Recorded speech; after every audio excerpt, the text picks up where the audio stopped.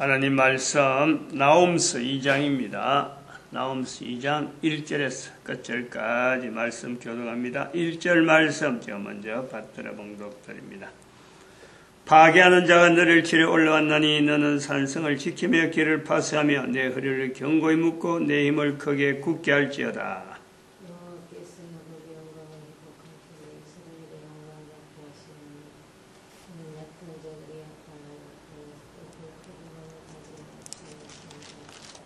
같이 읽습니다. 만군의 여호와의 말씀에 내가 내 대적이 되어 너의 병거들을 살라 연기가 되게 하고 너의 젊은 사들을 칼로 멸할 것이며 내가 또 너의 노래간 것을 땅에서 끊으리니 너의 파견자의 목소리가 다시는 들리지 아니하리라 하셨느니라. 아멘.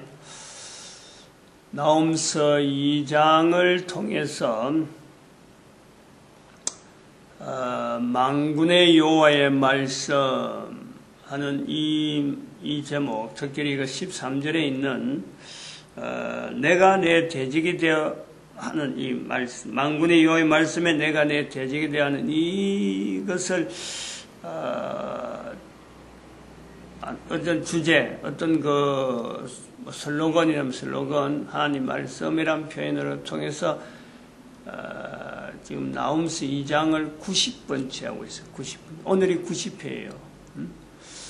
그러면 최고로 99번째까지는 갈 것 같습니다만, 내용은 어마어마하게 많이 있지만은, 앞으로 10번밖에 안 남았어요. 더 이상은 안 갈 거예요.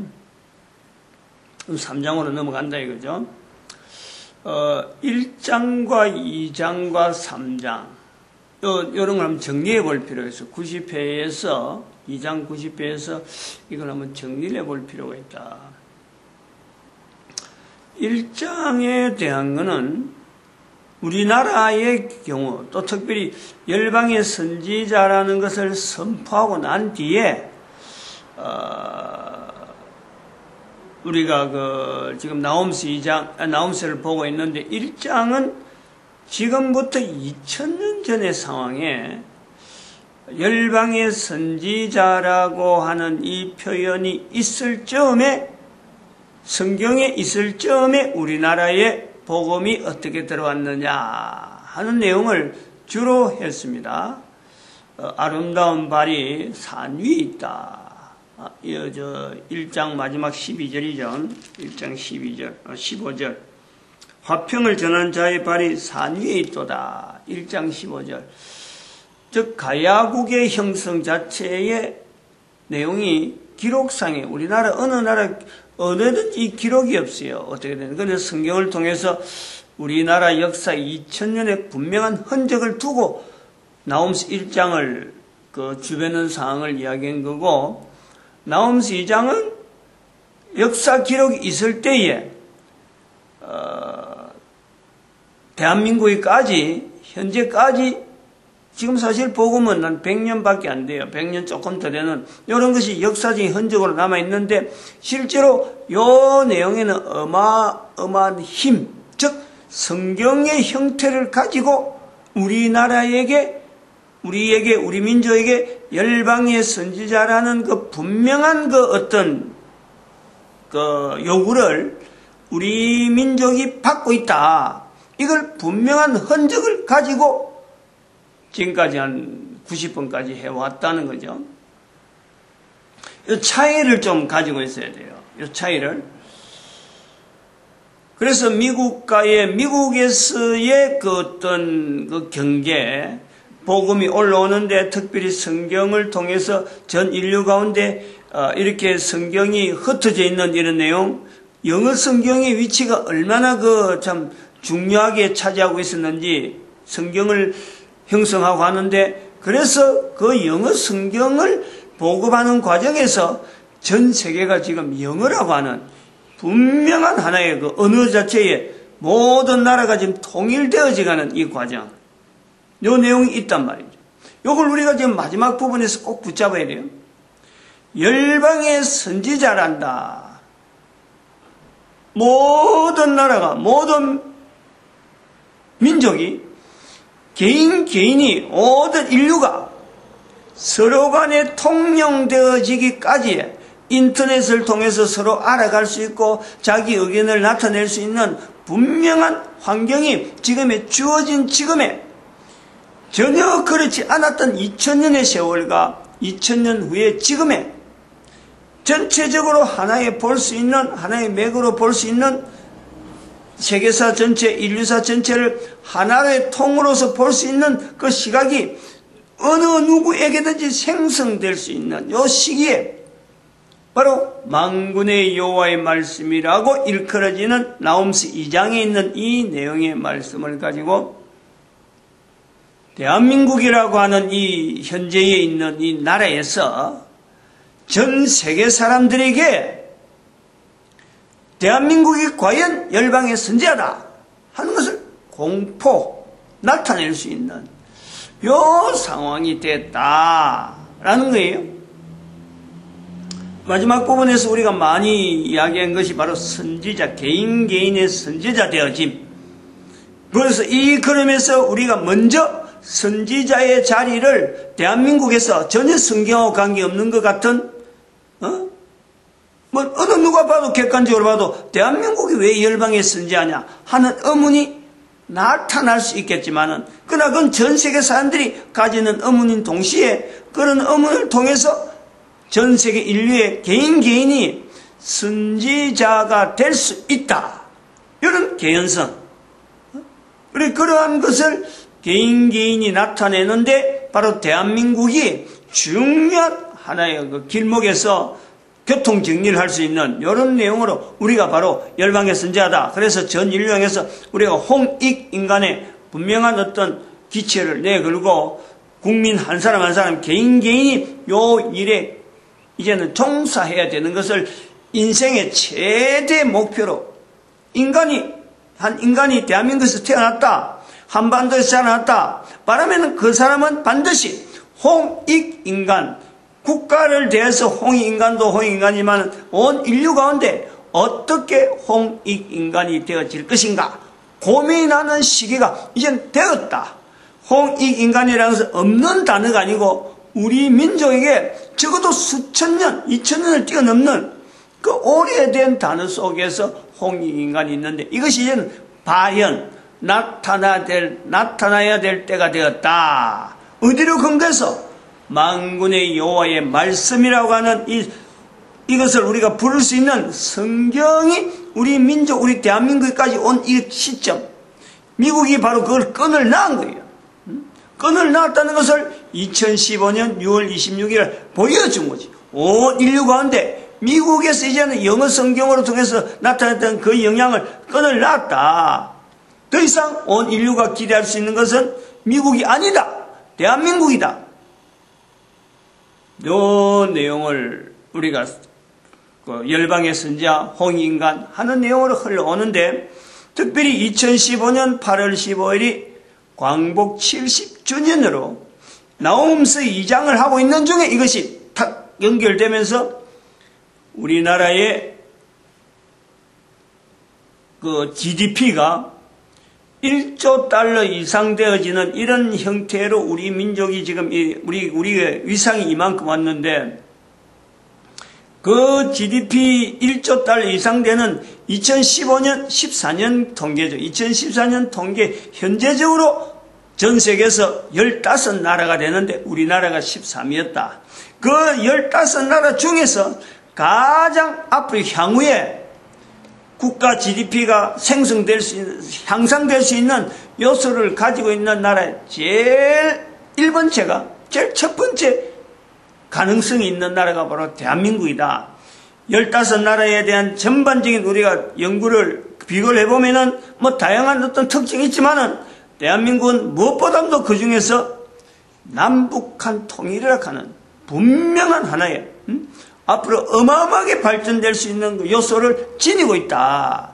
여기에서 대한민국이 가지고 있는 이 남다른 어떤 특별한 100년도 되지 않는 이 산업의 형성에 되어지는 구조를 가지고 있으면서도 불구하고 50년 정도 되지 않는 역사 속에서 인구 1억도 안 되는 한 5천만 정도밖에 안 된다고 최고로 해서 5천만 정도로 보는 이 인구를 가지고 50년도 안 되는 데에서 어마어마하게 이렇게 성장되어지는 이런 일이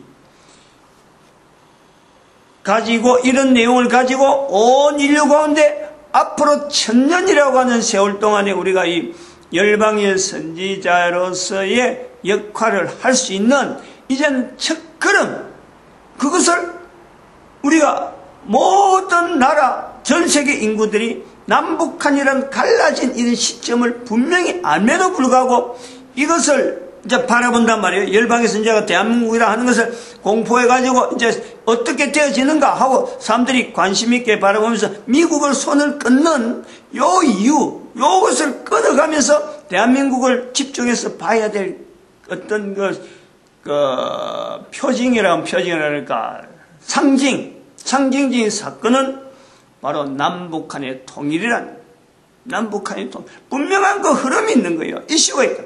왜 대한민국에 한국전쟁이 났으며 한국전쟁을 통해서 전 인류에 어떤 영향을 미치느냐. 분명히 의미가 있어요. 공산주의에 대항하는 분명한 어떤 그 자유주의라고 하는 그 뒷받침에 되어지는 미국에서 넘어왔던 대한민국에 흩어져 있던 어떤 기독교, 교회의 힘이 지금까지 받쳐왔던 거예요. 근데 그 남북한 통일이라고 하는 이거는 전 세계 인류가 이제는 바라보는 거예요. 어떻게 해서 대한민국이 열방의 선지자의 길을 가느냐 할 때에 대한민국의 남북한에 있는 국민들도 바라보고 있지만은, 광복을 바라보고 있지만은 전 인류가 상징적인 사건으로 하나님이 하시는구나 하는 이 고백을 하기 위해서 지금 하나님께서 준비해놨다. 그런데 이 남북한 통일이 만약에 하나님이 하시는 것으로 고백되어지지 않는 상태에서 남북한 통일이 되어진다. 그거는요, 바른 남북한 통일이 아니에요. 남북한 통일의 어떤 과정이죠. 그런 징후가 있단 말이에요. 예를 들어서 우리가 지금 1919년에 있었던 3.1운동, 일어나는 과정은 그 속에 교회가 분명히 관계되어집니다. 아주 중요한 어떤 위치를 가지고 교회가 1919년에 있었던 3.1운동에 역할을 하는 거예요. 거기에도 천도교가 있고, 뭐 이름이 하지만 불교도 한 명 정도 들어오는 이런 이름이 있고, 천주교도 있어요. 그러나 그 교회라고 하는 그 구조가 1919년에 힘을 쓸 수 없는 데에 개신교에 있던 이 기독교라고 하는 이 내용이요, 어마어마한 힘을 발휘하는 거예요. 이런 것. 그런데 그 당시에는 아무도 1919년이 이 사건이 앞으로 두고 이야기될 수 있고 우리 민족의 정체성을 나타낼 것이다, 아무도 몰라요. 1945년이 지나가도 1919년 때문에 그렇다는 것을 아무도 인정을 안 해요. 근데 그것을 지금 2015년 된 지금의 1919년 때문에 사실은 1945년이 주어진 거다, 이 연결을 해준다는 거예요. 마찬가지로 대한민국의 통일이라고 하는 내용은 앞으로 남북한이 어떤 형태로든지 이렇게 뭔가 교류가 되어지고 뭐 참 이렇게 여러 가지 우여곡절의 어떤 형태는 있을 거예요. 그러나 진정한 남북한의 통일은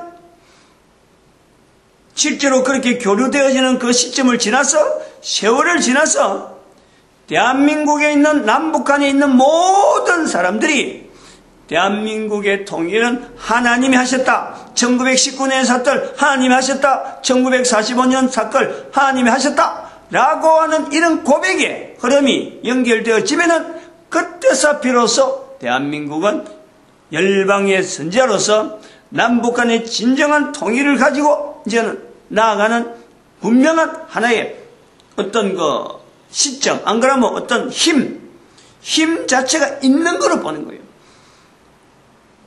1945년에 대한민국의 강복이 되어지면서 70주년이 지나서 우리의 어떤 형성, 우리의 어떤 위치를 GDP를 통해서 1조 달러 이상 되는 이 내용을 한번 비교해 본 적, 우리나라의 위상이 이 정도 되는구나 하는 걸 알아내듯이 남북 간의 진정한 통일이 되어지는 내용 자체는 훗날에 시간이 지나면서 데이터를 해서 여러 가지 그 어떤 통계가 어느 정도 나오겠죠. 국민들의 여론이나 이런 걸 모아서 어떤 내용을 갖고 우리는 통일이라 봐야 되느냐 하는 그 시점을 정할 적에 뭐 뒤죽박죽 되는 시기에서 굉장히 혼란한 시기를 보낼 때가 분명히 있을 거예요. 이게 금방 뭐 남북한이 통일된다고 해서 딱 잘라가지고 야 이제 통일이다 이렇게 되어지진 않아요. 그렇게 저렇게 독일처럼 그렇게 되어지지 않는단 말이에요.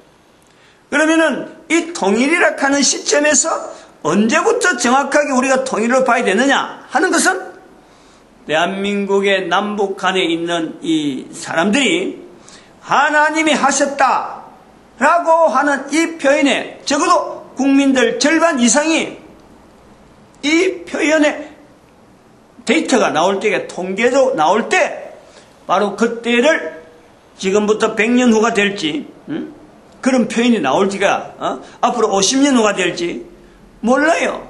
분명한 것은 바로 여기에 좌우된다. 하나님이 하셨다라고 할 때 그때부터 힘이 생긴 거예요. 열방의 선지자로서의 나아가는 그럼에도 힘이 생기고 통일의 의미 자체를 분명히 알고 그래서 이 통일이라는 밥을 가지고 전 세계 가운데 우리 민족이 어떤 일을 해야 되는지를 분명한 방향을 정해서 국가 정책이나 여러 가지 부분이 그때부터는 힘을 실는 거예요. 힘을 팡팡하게 생겨요. 지금은 어림도 없어요. 지금은 근데 이런 내용들이 내가 이 땅에 있는 동안이 아니고 내가 죽어야 돼. 내가 있는 동안에 이걸 보면 바로 개인이 바로 뜨는 거거든. 야 이런 말을 남겼다 이러라는 거예요. 개인에게 지목되는 것은 하나님의 섭리 아니에요. 하나님이 하셨다라고 할 때는 대한민국을 건국했다가는 우리 이승만 대통령도 마찬가지지만 이승만 대통령을 통해서 하나님께서 자유주의라는 이름을 가지고 공산주의하고 분명한 결연한 어떤 자세를 가지고 끝까지 대항하려고 했던 그 자세 때문에 대한민국의 이 GDP가 1조 달러 돼야 되는데 50년도 안 걸린 이 분명한 이유가 있는 거예요. 그 걸음을 지금 새삼스럽게 인정할 수 있는 것은 이승만 대통령이 죽었어야 되는 거예요. 살아있는 동안 안 돼. 사람의 이름이 드러나버리면 안 된다. 하나님은 그걸 철저히 싫어합니다. 아주 싫어합니다. 그걸 제 자신이 알기 때문에 열방의 선지자에 있는 앞으로 걸어가는 이 걸음에서 세계를 위한다, 대한민국을 위한다 이런 자세 열방의 선지자라고 자기 스스로가 마음에 두고 있으면요 철저하게 함구해야 돼. 함구. 입을 다물어야 돼. 나를 떠벌리 버리면은 떠벌리는 만큼 있는 동안은 드러나겠죠. 그 교회 목사들이 마찬가지예요. 큰 교회 목사들이 바로 그런 지금 이 올가미에 걸려 있다니까. 이걸 몰라요. 자기를 떠받치니까 모든 성도들이 자기를 다 보는 것던데 교회 담임을 조금만 떠나버리고 안 그러면 소천해버리면요. 아무도 그를 인정을 안 해요. 있는 사람 또 사람을 또 막 다 바라본다니까. 다른 사람을 바라본단 말이에요. 하나님이 하신 것에 대해서 철저하려면요. 바로 남북한의 통일에서 왜 이런 통일이 나오느냐. 북한에서 지금 현재 2015년 현재 아무도 알아주지 않는 포로수용소에서 가지고 사상범 수용소에서 개인이 오직 하나님만 바라보고 있는 그 위치하고요. 바로 이 열방의 선지자 자세가 분명히 똑같아야 돼요. 온 국민들이 바로 그런 자세를 해야 돼요. 내가 나라를 위한다. 내가 국가를 위한다. 전 인류를 위한다. 남들이 알아주지 않는 자기만의 고통, 자기만의 어떤 엄청난 처절한 과정, 긴장. 그게 연결되면서 이런 내용 속에서요. 국민들의 전체가 투표를 해서 남북한의 어떤 이 비중을 위해서 탁 했을 적에 하나님이 하신 것이다 하는 이 통계가 나오면은 바로 그 통계가 절반 이상이 나올다. 대상자, 통계를 내는 어떤 대상자 전체에서 50.1% 박근혜 대통령이 2012년 19대 대통령인가 될 때, 그때에 나왔던 투표율 50.1%, 그 비율하고 같이 가는 거예요. 이걸 좀 염두에 둬야 돼요. 오늘 여기 좀 이야기를 많이 했는데, 대한민국의 통일이 이슈가 되어지는 것은 대한민국의 문제만 아니에요. 지금 오늘 그 남북한 지금 휴전선 긴장 상태에서 지금 포탄이 벌써 2, 3일 전에 왔다 갔다 한 거거든. 이걸 갖고 사람들이 전쟁이 어떻게 되느냐 하고 또 한편으로는 지금 국제정세가 굉장히 복잡해요. 굉장히 복잡한 가운데 분명한 것은 제가 이야기를 한마디 할 수 있으면은 김정은이가 실각될 위기가 있다. 저는 그 이야기를 하고 싶어요. 다른 사람들이 보는 시각은 전혀 전쟁이 어떤 것은 여러 가지 국가 간에 이런 거 하지만 이것은 김정은이가 실각될 위기예요. 김정은이 실각되면요, 남북 통일은 우리의 시나리오하고는 전혀 다른 형태로 가버리는 거예요. 그러면은 제발 내가 이야기하지만은 대한민국에 지금 이 방위 장치를 두고 있는데 이 방위 장치만은 방어만 할 게 아니라 김정은이 실각된다 하면은 제일 당장 먼저 우리가 빨리 미국의 힘을 빌려서라도 평양에 들어가 버려야 돼요. 빨리 입성해야 된다. 북한에서 뭔가 어떤 요구를 할 건데 어떤 것을 하더라도 장치를 하더라도 평양에 빨리 들어가 버려야 돼요. 김정은이 실각되는 시점에서 바로 들어가 버려야 돼요. 하여튼 최단 시일에 들어가야 돼요. 중국이 들어오기 전에. 중국은 지금 만주땅 지금 국경선에, 북한하고 국경에 지금 군사 집착이 지금 굉장히 심해요. 집결하는 게. 바로 이것을 해서 사들을 배치하든지 얼른 빨리 배치하고 중국의 어떤 세력 자체를 견제하면서 김정은이 실각되는 이 시점에서 바로 제일 먼저 들어가야 돼요. 제일 먼저. 이거는 물어볼 필요가 없어요. 그 전략을 쌓아놔야 돼요. 그 전략을 마치겠습니다. 기도드립니다. 할렐루야. 함께 하시면 감사합니다. 선하게 인도하여 주시옵시고 복 내려 주시옵소서. 감사하고 예수님의 이름으로 기도드립니다. 아멘.